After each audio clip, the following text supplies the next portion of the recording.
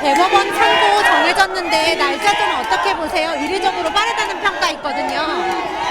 20, 법대로 하겠지요. 27일 증인신문 때는 출석하시나요? 법대로 하겠지요. 법대로 하겠지요. 대법원 상고심은 법률심입니다. 그러니까 사실관계를 다시 따지는 게 아니라 2심 법원이 법 적용을 제대로 했는지 그것만 따지는 겁니다.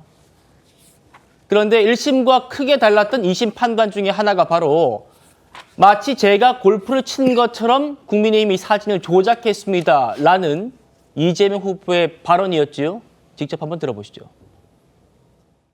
국민의힘에서 4명 사진을 찍어가지고 마치 제가 골프를 친 것처럼 사진을 공개했던데 제가 확인을 해보니까 전체 우리 일행 단체 사진 중에 일부를 떼내가지고 이렇게 보여줬더군요. 조작한 거죠. 전체 사진 중에 일부를 떼내서 보여줬더군요. 조작한 거죠. 이 얘기에 대해서 1심과 2심이 완전히 다른 해석을 내놨었습니다. 1심은 일반 선거인은 방금 들으신 그 얘기는 골프를 치지 않았다라는 의미로 받아들이기 쉽다. 일반 선거인은. 이렇게 말했습니다. 그러니까 일반 선거인, 유권자가 어떻게 받아들이느냐 여기에 초점을 맞추는 거고요.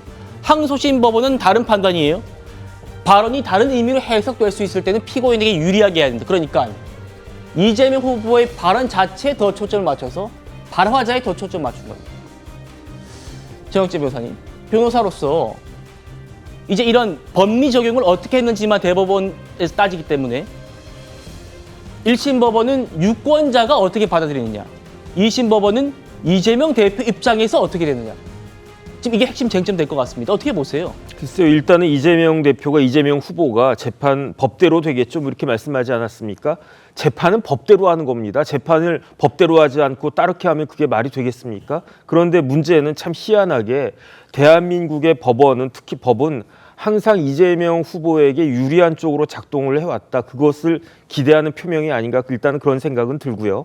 그다음에 이런 법리 같은 걸 떠나가지고 제 경험상으로도 항소심 1심하고 항소심 결론이 다를 때 대법원에서 네. 항소심 결론을 이렇게 손들어 주는 게 훨씬 더 많아요. 그래요. 예, 왜냐하면 뭐 항소심이 아무래도 옛날엔 특히 고등법원 부장판사는 대법관 차관급이었으니까 예. 그러니까 지방법원 부장판사와는 좀 수준 차이가 있다. 그런 것도 있었고. 그런데 지금 그 이재명 후보 관련된 판결은요. 1심 판결하고 2심 판결을 두고 보면은 너무 항소심 판결이 이례적이다, 이상하다. 대표적으로 뭘 보면 되냐면요. 성범죄에 관련해가지고 대법원의 기준이 있습니다. 그게 뭐냐면은 성인지 감수성이라는 거거든요. 그거는 성범죄를 갖다 판단할 때에는 가해자 입장에서 보는 게 아닙니다. 피해자 입장에서 가해자야 나 장난이었고 나야 그냥 뭐 이럴 수 있는 거 아니냐 이렇게 이야기할 수 있는데 예. 성범죄 피해자 입장에서 그게 굉장히 불쾌하고 모욕적이고 뭐 그랬다라고 하면 그런 범죄가 되는 거거든요. 그게 그 선거법 사건도 마찬가지 아니겠습니까? 유권자가 막 헷갈린다. 그러면 그거는 이제 공직선거법 위반으로 보는 거고 아무리 그 후보자가 나는 그런 의미 아니었다. 나는 그 유권자들이 잘못 생각한 것이었다. 그렇게 이야기해도 네. 관점은 누구 관점을 봐야 되느냐? 유권자 관점으로 봐야 되는 거고요. 그다음에 그런 것들이 공직선거법 관련된 대법원의 일관된 판례였는데 왜 이재명 후보 앞에만 서면은 판결들이 다 이렇게 그 이재명 후보한테 유리하게 되는 것인가? 그건 참 납득하기 어렵다. 그런 생각이 들고 예. 어쨌든 이제 24시간도 안 남았습니다. 내일 3시면 판결 선고인데 유죄가 나와도 이번 대선에 무지무지하게 큰 그 파장을 일으킬 거고요. 마찬가지로 무죄가 나와도 선거에 엄청난 영향을 미칠 수밖에 없는 그런 상황입니다. 그러니까 제가 봤을 때는 대법원에서 이런 정치적인 고려하지 말고 좌고우면하지 말고 이재명 그 후보가 이야기한 것처럼 법대로만 판결을 해야 그래야 땅에 떨어져 있는 그 사법부에 대한 불신을 대법원이 조금이라도 회복할 수 있는 방법이 아닐까 그런 생각합니다. 예. 공직선거법의 입법 취지가 출마한 그 당사자의 게 중요한 게 아니고 출마한 당사자가 어떤 말을 해가지고 그게 투표라는 시민들, 유권자에게 어떻게 받아들여지는가 이게 지금 중요한 것 아닌가 이런 말씀이셨습니다.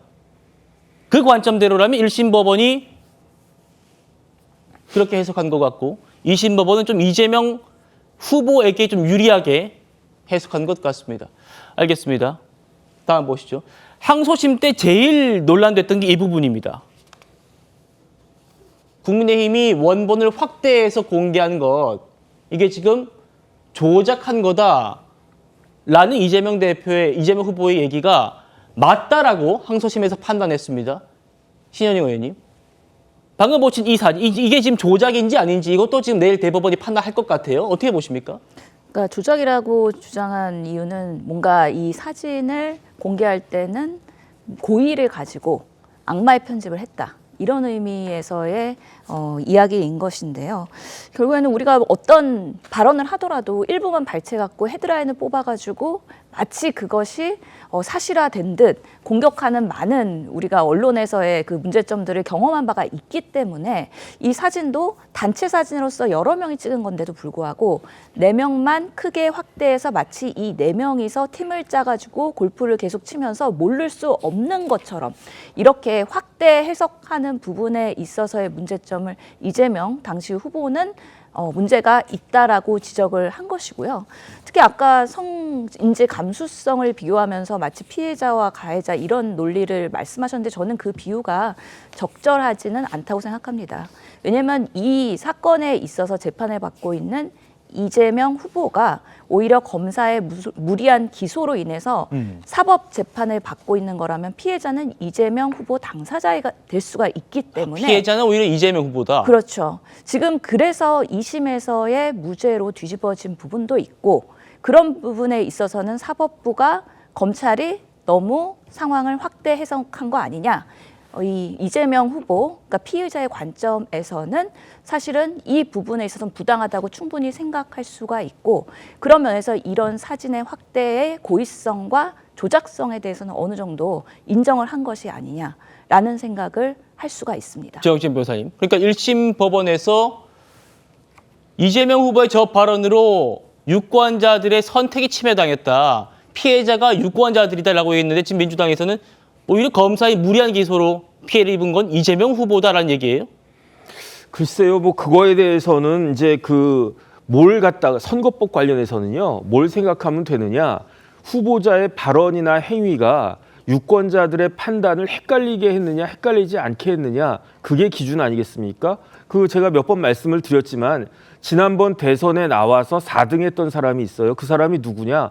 허경영이었단 말이죠. 네. 허경영 후보가 뭐라고 그랬습니까? 내가 이병철 양자다 해가지고 징역 2년 받았습니다. 대법원까지 가가지고 작년에 그게 확정이 됐었습니다. 그런데 그 법원 판결 제가 읽어보니까 그 판사님도 이 허경영이 이병철 양자라고 하는 게 그렇게 신빙성 있고 그 말을 누가 믿었겠느냐 그렇게 이야기를 갖다가 해요. 하지만 그럼에도 불구하고 저런 식의 거짓말을 한 사람은 우리나라에 있어서는 안 된다. 정치계에 있어서는 안 된다. 그러니까 축출해야 된다. 배제돼야 된다. 그런 식으로 해가지고 징역 2년 때리지 않았습니까? 그런데 허경영 후보가 이제 이병철 회장이 내 양아버지다라고 하는 것이 유권자들을 더 헷갈리게 합니까? 아니면은 이재명 대표가 그 당시 가장 핫했던 그 이슈가 대장동 이슈고 또 핫했던 이유가 백현동 이슈인데 네. 김문기 처장을 몰랐다라고 하는 거는 나는 대장동하고 상관이 없다 그 이야기고요. 백현동에서 내가 협박받았다라고 하는 거는 나는 아무런 로비도 받지 않았다 그런 이야기 아니었겠습니까? 그렇게 모든 사람이 생각할 수밖에 없는 그런 발언을 했는데 그게 어떻게 공직선거법에 반하는 것이 아니고 오히려 피해자다라고 이야기할 수 있는 것인지 이런 부분들에 대해서 법원이 좀 제대로 된 판결을 해줘야 되는 것이 아닌가 싶습니다.